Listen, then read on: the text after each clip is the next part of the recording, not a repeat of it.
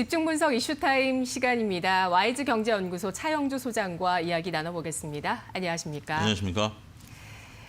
자, 오늘 이슈 관련 뉴스부터 확인해 보시죠. 이데일리 기사입니다.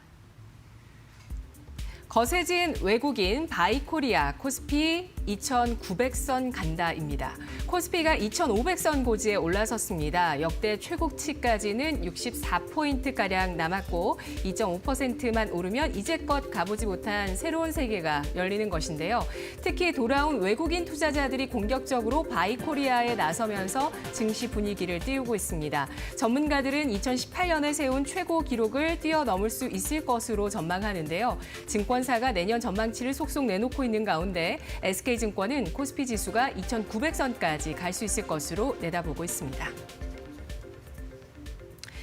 네, 시장의 상승 탄력이 굉장히 좋고요. 이렇게 좋아진 분위기 덕에 내년 전망에 대해서도 굉장히 긍정적으로 나오고 있습니다. 확인되는 게 이제 2,900선 정도가 고점으로 증권사에서 전망을 하고 있는데 현재 주식시장 현황 어떻게 판단하시나요?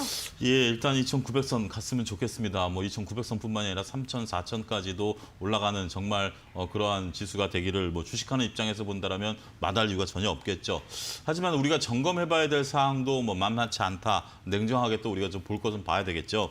일단 2,500선을 돌파를 했다라고 해서 기분 좋게 2,900선까지 달려갈 만한 지금 여력이 되는지 여부도 관찰하는 것이 필요하다라고 말씀드릴 수가 있겠습니다.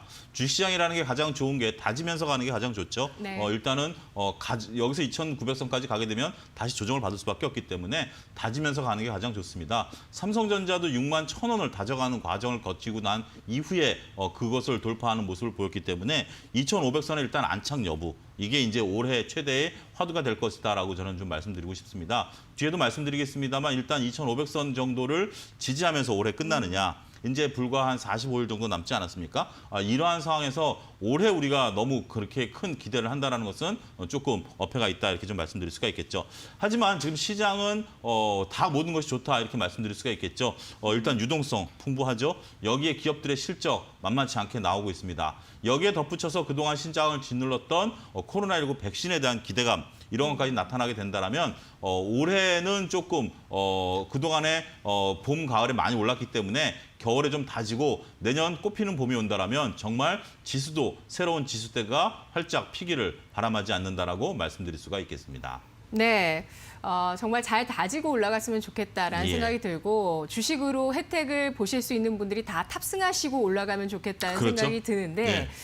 또 만일에 빠른 속도로 가게 된다면 그 이유는 또 외국인이지 않을까라는 생각도 듭니다. 최근 들어서 이제 상승의 원동력이 되고 있는 게 외국인인데 그렇죠. 외국인이 왜 돌아오고 있다고 볼까요? 그동안 외국인들 같은 경우 전혀 코로나19 전국에서 우리나라에 올해 들어오지 않았었던 상황이죠. 우리가 동학개미 운동으로 이제 우리 개인 투자자들이 시장에 불을 지펴놓은 상황에서 외국인들이 들어오면서 추가적인 레벨업을 좀 원했던 상황이 올 가을 아니겠습니까? 그렇지만 가을만 하더라도 외국인들은 정말 간헐적으로만 좀 들어오는 모습들을 보이긴 있었습니다.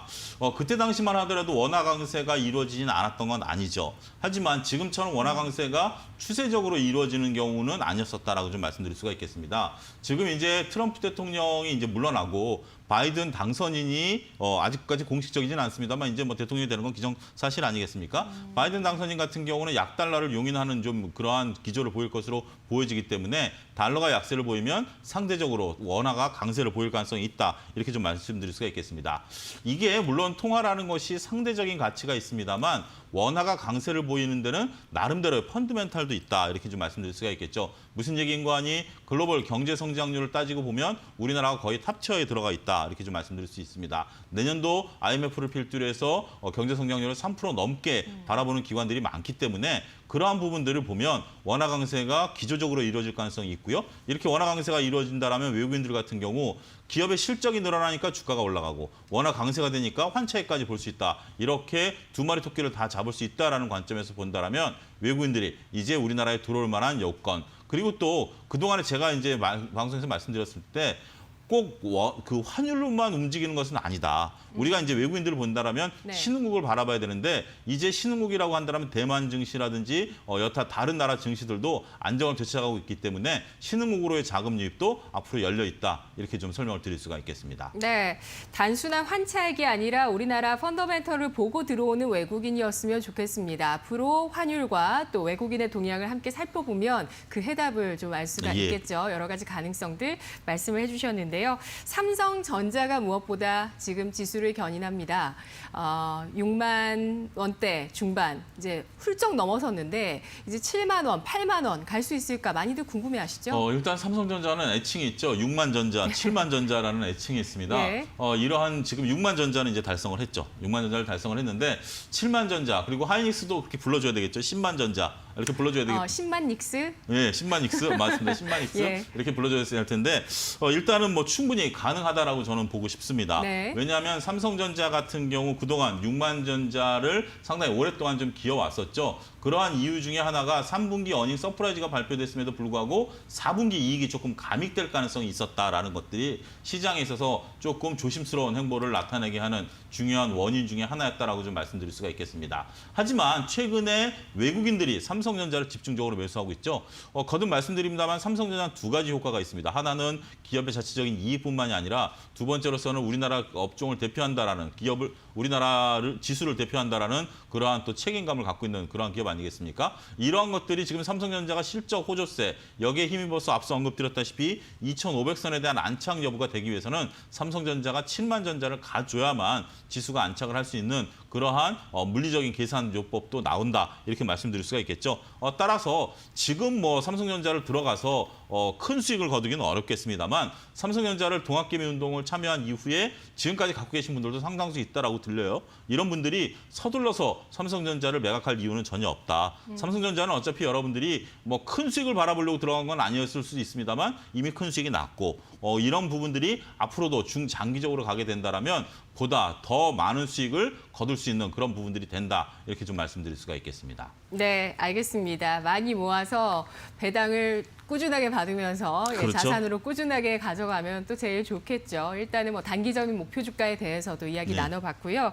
어제 대한항공이 아시아나항공 인수를 공식화했습니다. 시장에 어떤 의미를 던질까요? 예, 일단은 뭐 대한항공이 아시아나 인수를 공식화했는데 뭐 넘어야 될 산들은 좀 일부 있긴 합니다. 하지만 어찌됐든 뭐 일단은 우리나라에서 글로벌 7번째의 항공사가 탄생했다라는 것은 상당히 고무적이다라고 말씀드릴 수가 있겠죠. 일단 뭐 여러 가지 점을 차치한다 하더라도 한진그룹에 있어서 경영권 승계가 안정적으로 끝났다라는 의미가 또 되지 않겠습니까?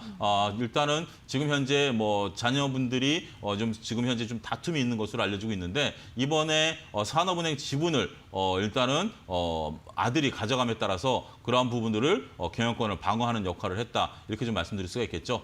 하지만 우리가 주주분들이 여기에 참여해서 이익을 내기에는 쉽지 않다. 좀 그렇게 말씀드릴 수가 있겠습니다. 시장에 있어서는 하나의 이벤트가 됐긴 하겠습니다만 일단은 우리가 지금 현재 뭐 여행업계라든지 항공업계가 코로나19로 전국으로 인해서 아직까지는 불확실성을 좀 감안해야 되고요.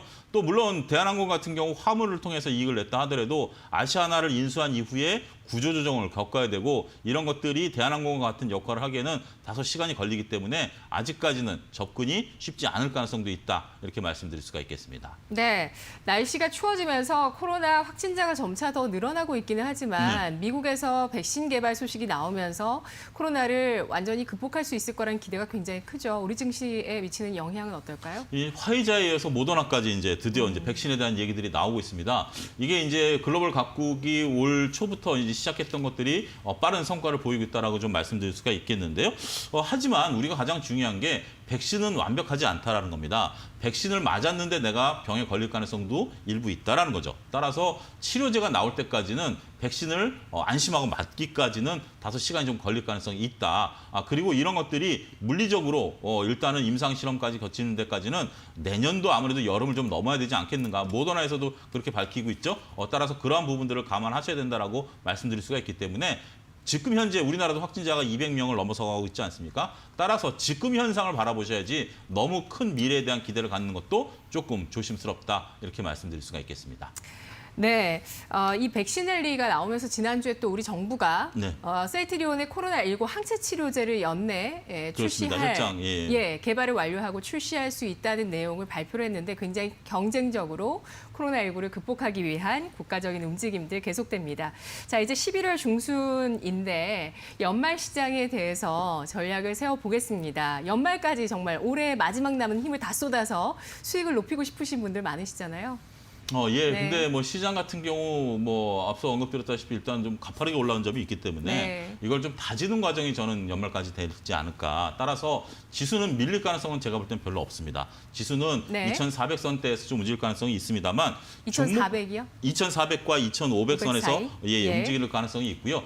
일단은 좀 업종별, 종목별은 차별화는 진행될 가능성이 있다. 순환매가 빠르게 돌 가능성이 있기 때문에 어떠한 주식을 편하게 사는 그러한 시기는 지났다. 따라서 여러분들이 수익률 관리를 적절히 잘 하셔야 되고 포트폴리오 재편을 하셔야 된다. 그동안 올랐던 주식이 떨어졌다고 해서 사는 것은 조금 위험하다라는 점을 우리가 지금 뭐 카카오를 통해서도 알 수 있듯이 그런 것들을 조금 조심스럽게 보셔야 된다라고 좀 말씀드릴 수가 있겠고, 내가 적극적으로 매매하기 어렵다라면 오히려 소극적인 방식이 좋습니다. 지금은 좀 비축해 두셨다가 지수의 향방이 결정되고 나면 내년도도 저도 장이 좋다라고 보고 있는 사람 중에 한 사람이거든요. 충분히 기회는 주기 때문에 서두르는 것보다는 일단은 향배가 결정될까지 시장을 지켜보는 것도 좋은 전략이 되지 않을까도 거듭 말씀드리도록 하겠습니다. 네, 알겠습니다. 정말 신중하게 결정을 소장님께서도 하셨을 것 네. 같은데 연말까지의 전략, 지수 변동성은 적을 것으로 보고 있고요. 다만 적극적인 전략보다는 조금 더 신중한 전략들 필요하다는 강조 말씀해 주셨네요. 분석 잘 들었습니다. 네, 감사합니다.